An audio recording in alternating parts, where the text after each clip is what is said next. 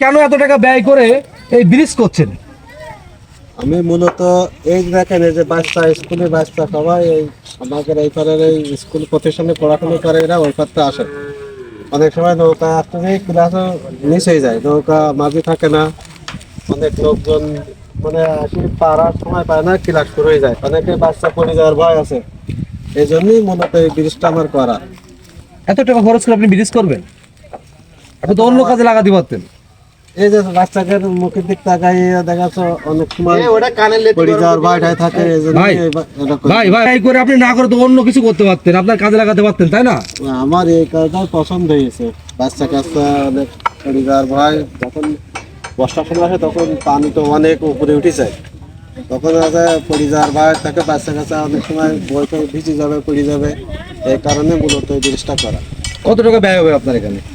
4 থেকে 5 লক্ষ টাকা একটা বাজারে আছে। 4 থেকে 5 লক্ষ টাকা তো অনেক টাকা ভাই। এত টাকা খরচ করে আপনি যে এটা করছেন, কোনো উদ্দেশ্য আছে কিনা আপনার? না, আমার কোনো উদ্দেশ্য না, আমার উদ্দেশ্য হচ্ছে বাচ্চা করলে মনে করেন এই 4-5 লাখ টাকা সামান্য একটা টাকার জন্য আমি সম্মান পাচ্ছি।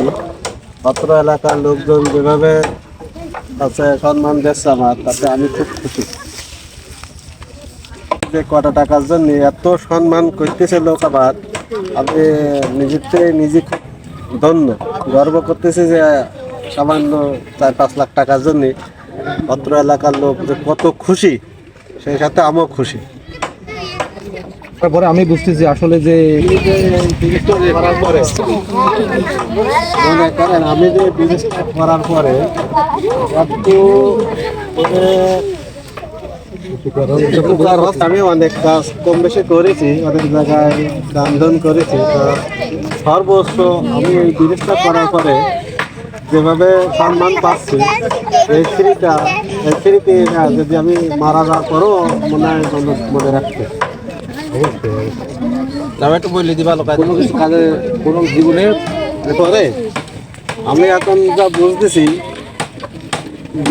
মানুষ মরে যাওয়ার পরে কোনো কিছু তো সাথে যাবে না।